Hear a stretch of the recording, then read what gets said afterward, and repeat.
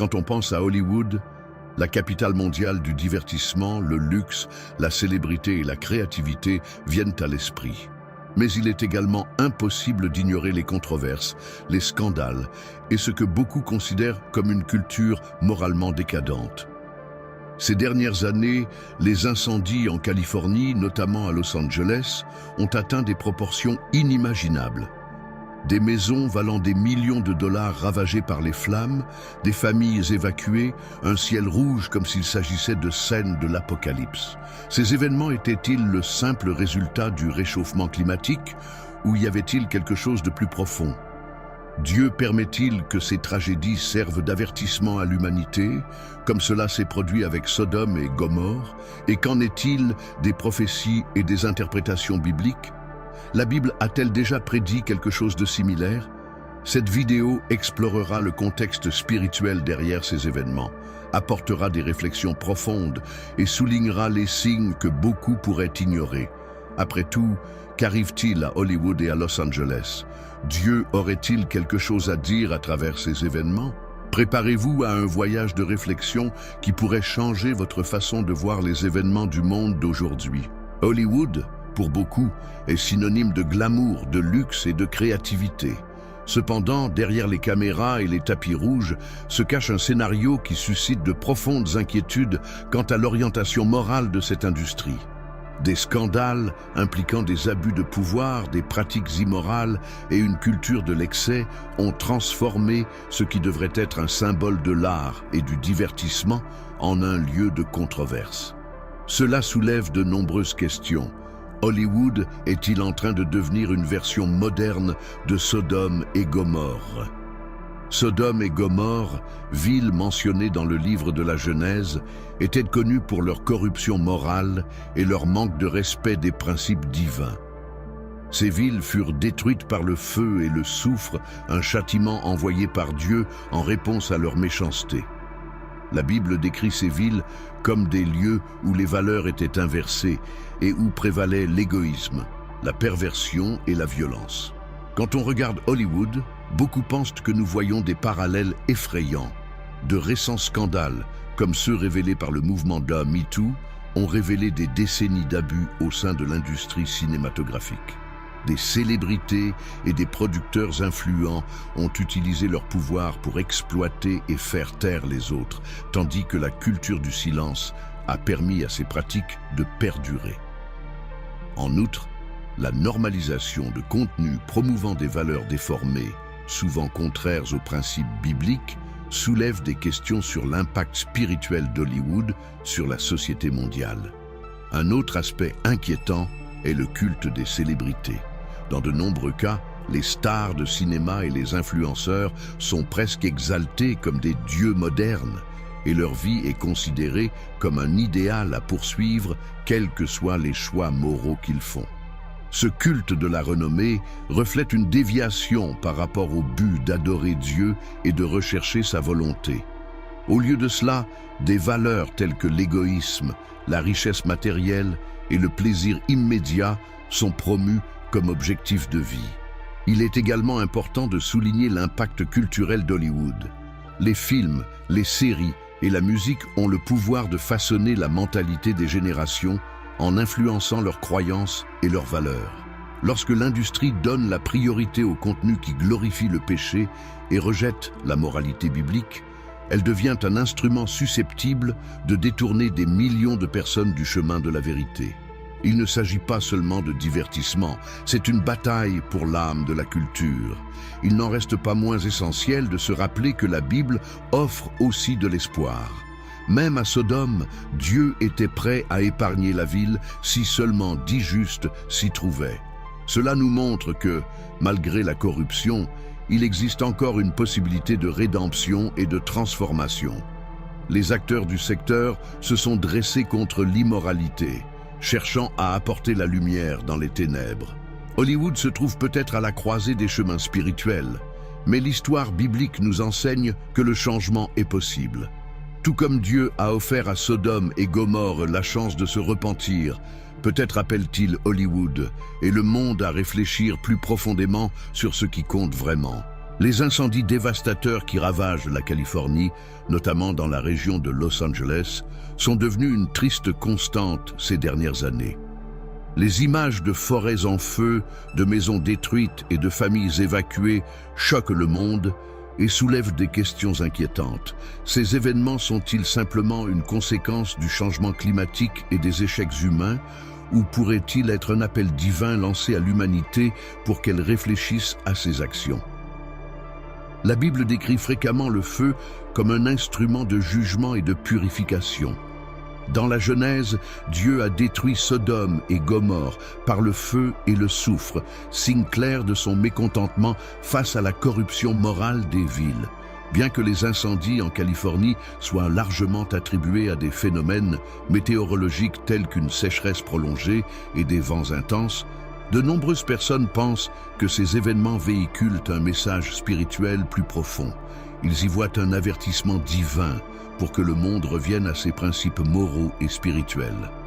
Par ailleurs, il est intéressant de constater que les incendies frappent souvent des zones associées au luxe et à la démesure. Les demeures de célébrités, les propriétés de millionnaires et les lieux emblématiques sont ravagés par les flammes en quelques heures. Pour certains, cela symbolise la fragilité de la richesse matérielle et la nécessité de donner la priorité aux valeurs éternelles plutôt qu'aux biens éphémères. La destruction semble rappeler qu'en fin de compte, toutes les choses matérielles peuvent être emportées en un instant. Un autre point qui mérite réflexion est l'impact humain de ces catastrophes. Les incendies sont souvent aggravés par une mauvaise gestion des ressources naturelles, des constructions effrénées dans les zones à risque et la négligence dans les pratiques de gestion forestière. Cela nous amène à réfléchir au rôle de l'humanité en tant que gardienne de la création de Dieu. Avons-nous correctement entretenu les terres qui nous ont été confiées? Ou en avons-nous abusé à la recherche de profit et de confort immédiat, ignorant les conséquences à long terme? Pourtant, au milieu de la dévastation, il y a des histoires de compassion et d'héroïsme qui nous rappellent le potentiel humain pour le bien. Les communautés se rassemblent pour aider les victimes, les pompiers risquent leur vie pour sauver des personnes et des animaux, et nombreux sont ceux qui trouvent la force de recommencer. Ces histoires nous montrent que même au milieu des flammes, il existe des leçons d'amour, de solidarité et d'espérance qui peuvent nous rapprocher de Dieu et des autres. Même si nous ne pouvons pas dire avec certitude si les incendies en Californie sont un jugement divin, ils nous invitent certainement à une réflexion spirituelle plus profonde. Peut-être, tout comme les flammes purifient et renouvellent les sols, ces événements nous appellent-ils à un renouvellement des valeurs et des priorités. Après tout, chaque tragédie apporte une opportunité d'apprentissage et de transformation. Depuis l'Antiquité, la Bible est une source de conseils et d'avertissements pour l'humanité. Parmi les nombreux messages qu'il contient, l'un des plus frappants est la relation entre le comportement moral d'une société et les jugements divins qui peuvent s'abattre sur elle. Les événements catastrophiques auxquels nous assistons aujourd'hui, tels que les incendies de forêt en Californie, ont-ils un lien avec ces avertissements bibliques? Tout au long de l'Écriture, nous voyons des exemples de la façon dont Dieu a traité les villes et les peuples qui s'écartaient de leur voie. L'un des cas les plus connus est celui de Sodome et Gomorrhe, où la corruption, la violence et le mépris des commandements divins ont conduit à la destruction totale des villes. Genèse 19 raconte comment Dieu envoya des anges pour enquêter sur la méchanceté de Sodome et Gomorrhe. Et, après avoir confirmé leur dépravation, envoya du feu et du soufre pour les détruire. Cette histoire est souvent utilisée comme métaphore du jugement divin et comme un appel à la repentance. Une autre prophétie pertinente se trouve dans le livre d'Amos. Le prophète dénonce les nations autour d'Israël pour leur injustice sociale, leur idolâtrie et leur immoralité, avertissant que le jugement divin serait inévitable s'il n'y avait pas de repentir. Amos 4:11 mentionne « J'ai détruit certains d'entre vous, comme j'ai détruit Sodome et Gomorrhe. Tu étais comme un tison arraché du feu, et pourtant tu ne t'es pas tourné vers moi. Ce verset met en évidence non seulement la destruction physique, mais aussi l'opportunité de changement et de rédemption que Dieu offre avant le jugement final. Lorsque nous analysons les incendies et autres catastrophes naturelles dans cette perspective, la question se pose. Ces événements sont-ils simplement des phénomènes naturels ou des signes que nous ignorons les principes divins fondamentaux? De nombreux théologiens pensent que les tragédies peuvent être considérées comme des rappels spirituels à l'humanité pour qu'elle repense ses actions. Même si nous ne pouvons affirmer catégoriquement que ces événements sont des manifestations directes du jugement divin, ils nous font certainement réfléchir sur notre responsabilité individuelle et collective. En plus des histoires de jugement, la Bible parle également d'espoir et de restauration. Dans 2 Chroniques 7,14, Dieu promet « Si mon peuple, qui est appelé par mon nom, s'humilie, prie, cherche ma face et se détourne de ses mauvaises voies, alors j'écouterai du ciel et je lui pardonnerai son péché et je guérirai ton pays. » Ce passage nous rappelle que même au milieu d'une tragédie, il existe une possibilité de repentance et de restauration. Par conséquent, les prophéties et les enseignements bibliques nous mettent au défi de regarder au-delà des événements immédiats et de considérer des implications spirituelles plus larges. Sommes-nous attentifs aux signes et recherchons-nous une connexion plus profonde avec Dieu? Ou bien sommes-nous, comme les villes antiques, en train de nous diriger vers notre propre ruine sans nous rendre compte de ce qui nous attend? Le choix est devant chacun de nous. Tout au long de l'histoire, les tragédies ont servi de point de réflexion à l'humanité. Des événements tels que les catastrophes naturelles, les guerres et les crises mondiales soulèvent souvent de profondes questions. Ces événements sont-ils de simples coïncidences ou des signes de quelque chose de plus grand? Dans le contexte biblique, il est courant de trouver des récits dans lesquels Dieu utilise des tragédies pour avertir et appeler les gens à la repentance. Est-ce que cela se produit encore aujourd'hui? Dans la Bible, il existe d'innombrables exemples dans lesquels des calamités ont été utilisées comme instruments pour attirer l'attention des gens. Dans le livre de Jonas, par exemple, Dieu envoie le prophète dans la ville de Ninive pour annoncer sa destruction due à la corruption de ses habitants. Cependant, le repentir collectif de la ville a conduit Dieu à annuler le jugement, épargnant Ninive. Ce récit souligne l'importance du repentir et du changement de comportement face aux avertissements divins. Lorsque nous analysons des tragédies modernes, tels que les incendies de forêt en Californie, les pandémies ou les événements météorologiques extrêmes, nombreux sont ceux qui se demandent si ces événements peuvent être interprétés comme des messages de Dieu. Bien que les scientifiques expliquent souvent ces événements comme des conséquences d'actions humaines, telles que la déforestation, l'urbanisation et la pollution, la perspective spirituelle nous amène à considérer quelque chose qui va au-delà des causes matérielles. Ces crises pourraient-elles être une invitation divine pour l'humanité à réfléchir sur ses chemins et à revenir à Dieu? En outre, ces événements révèlent souvent la fragilité de la condition humaine et notre dépendance à l'égard de forces supérieures. En période de calamité, nous voyons des gens se tourner vers la prière, cherchant du réconfort et des réponses. Cette réaction suggère que, même inconsciemment, beaucoup reconnaissent qu'il existe quelque chose au-delà du physique. Les tragédies, aussi dévastatrices soient-elles, ont le potentiel d'éveiller ce qu'il y a de plus profond dans l'esprit humain, la recherche de sens, de reconnexion et de but. Il est important de souligner que, dans la Bible, les avertissements de Dieu ne concernent jamais uniquement la destruction. Ils portent également un message d'espoir et de restauration. Dans Joël 2,13, nous lisons « Déchirez votre cœur, pas vos vêtements. Revenez au Seigneur votre Dieu, car il est miséricordieux et compatissant, très patient et plein d'amour. Repentez-vous et n'envoyez pas de malheur. » Ce verset nous rappelle que Dieu ne désire pas la destruction, mais plutôt la transformation.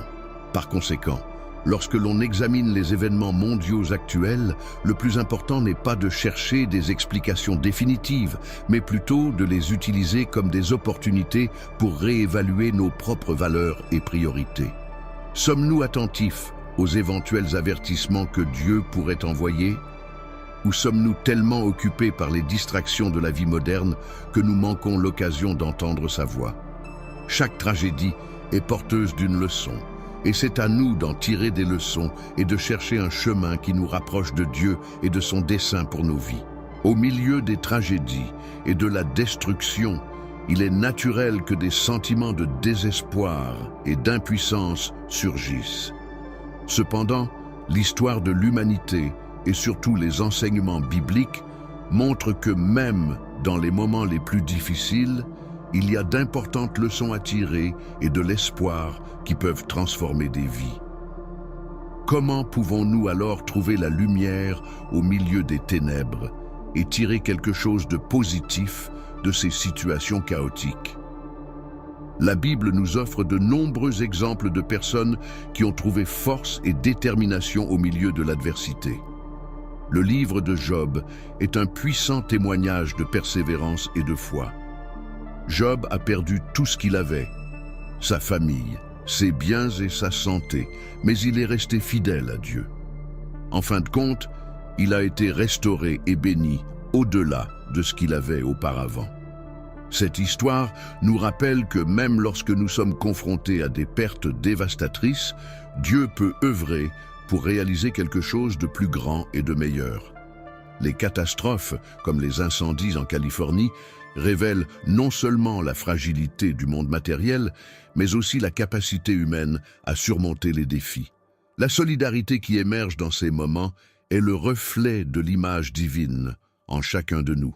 Nous voyons des gens donner de leur temps, de leurs ressources et même risquer leur vie pour aider les autres. Ces actions non seulement soulagent les souffrances immédiates, mais démontrent également le pouvoir de l'amour et de la compassion en temps de crise.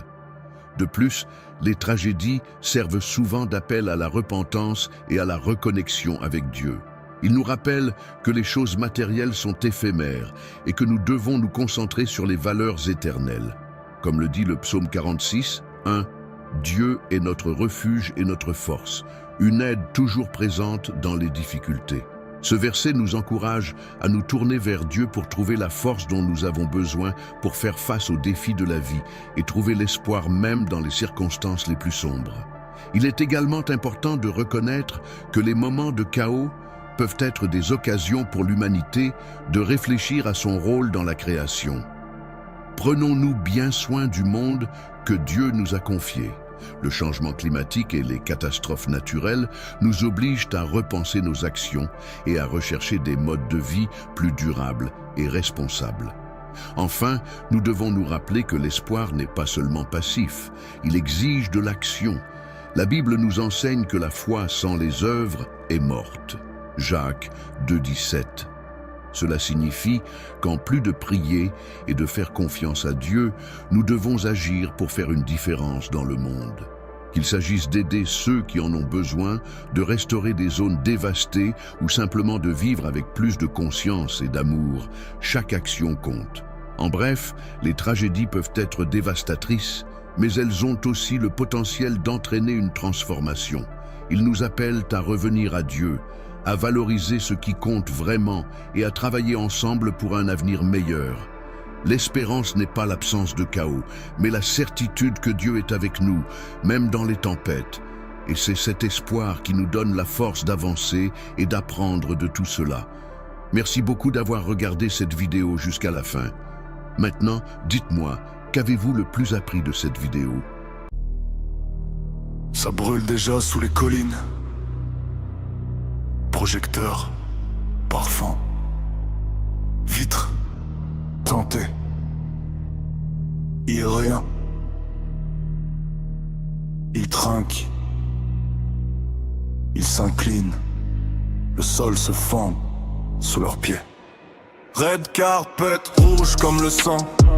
Signature, Pax dans le vent.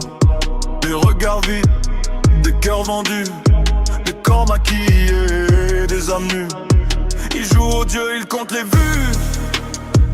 Il change la honte en vertu. Au bout des doigts des vies brisées, un sourire coûte une vérité. Oh, oh, oh. Hollywood, Sodome et Gomorrhe, même mensonge, autre décor. Les flammes de haine ne sont qu'un signe, un avertissement qui s'aligne. Hollywood, Sodome et Gomorrhe, même orgueil, même trésor. Quand le ciel parlera plus fort, qui dansera encore. Studio doré, script interdit. On vend des rêves, on cache les cris. Champagne coule sur des remords, on peint la cendre couleur or. Des trophées brillent sur des étagères, fait d'aveux qu'on enterre. Ils disent c'est là, c'est la loi du jeu. Mais la fumée monte jusqu'aux cieux. Vois les collines, vois les villas, tout ce qui monte tombera. Los Angeles, première étincelle, la braise annonce la nuit réelle. Adepte du mal, où que vous soyez, ni mur ni muraille pour vous cacher. Quand la pluie de feu touchera la terre, plus de filtre de lumière. Oh.